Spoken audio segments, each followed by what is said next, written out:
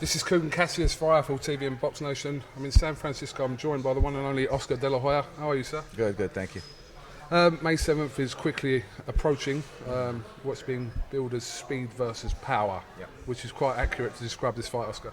It is. It reminds me of a classic fight I once saw with Sugar Ray Leonard and Marvelous Marvin Hagler, where nobody gave any chance to Sugar Ray Leonard, and we saw what happened there. He shocked the world. I mean, this is one of these fights where Amir Khan is motivated.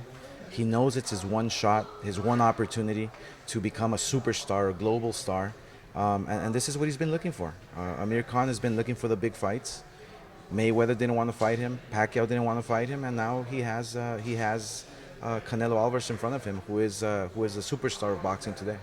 With Mayweather retired, Pacquiao retired, the winner of this fight, where will that put them instead for being the best fighter on the planet at the moment? It would be. I think the winner of this classic matchup will become the man in boxing, and that's basically it. This fight is going to generate some huge numbers on pay-per-view.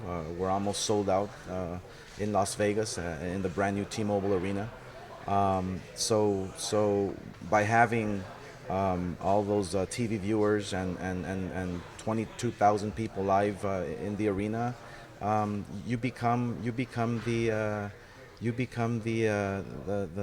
fighter in the sport, and this is such a important fight for both guys that I believe they're going to come out swinging, and it's going to be an exciting fight. And like I said, whoever wins becomes the gatekeeper in boxing. Who is it more damaging to suffer a defeat in this fight? Who has more to lose from Canelo and Amir? I think Canelo. I think if Amir loses, he obviously can go back down in weight. He's stated that he feels very comfortable at this weight, at 154, 160. Amir Khan has the frame, has the size, but if Canelo loses, I mean, then people will say he lost against a smaller guy. But what people have to realize is that Amir Khan is not a small guy. He has size, but he has tremendous abilities. He has tremendous skills. He's a fast fighter, and so, I mean, whoever loses this fight, I mean, there's no shame in going out in defeat, because you're going to be in that ring against an elite fighter, whether it's Canelo or whether it's Amir Khan. We know Golovkin fights this week. He's mandatory challenger Dominic Wade. Will what happens on May the 7th, the winner, deter who could possibly face? If Canelo does come through, do you expect him to fight Golovkin? If Amir fights, do you expect him wins? Do you expect him to fight Golovkin? Well, yeah, I mean, obviously that fight's going to happen without a doubt. It has to happen. It's not a matter of if, but when. It's going to happen, and that's the fight that is the next super fight for boxing. We had Mayweather Pacquiao, which disappointed everybody, which was a big letdown for many fans, for those new fans that wanted to see boxing. So this is our one opportunity here to bring back those fans, and so I want to make sure that this fight has the proper promoting behind it in order to create a big mega fight with Canelo and Triple G. Back in London, you promised a couple of interesting fights on the undercard. We have that with Gomez and Herrera, and also Tapia and Lemieux. Two great matchups there, Oscar. Great matchups. I think people are going to really get a bang for their buck with this one. I mean, every single fight, Gomez, Herrera, Lemieux, it's with Teixeira and Stevenson. I mean, it's a tremendous card. It's going to be action-packed from top to bottom. We wanted to make sure that the fans are getting their money's worth. We want to make sure that the fans are going to be able to see some exciting fights right from the start.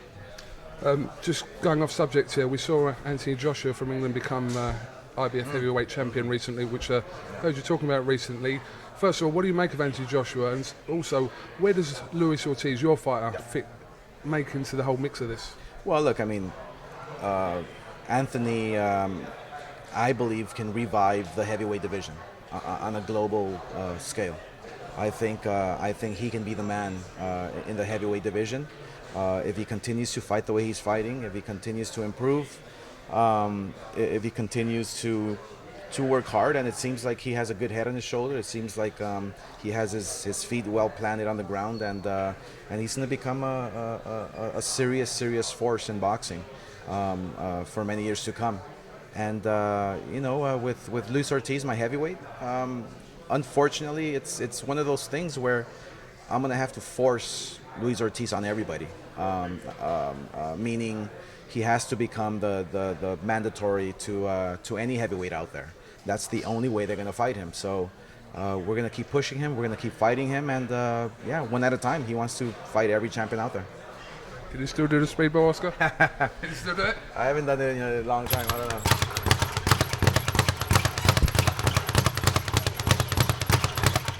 Guess I still got it. Do you want to see me do it now? No, I'm joking. Oscar, delighted. Thank you very much for talking to us, and we'll catch up with you soon. Thank you.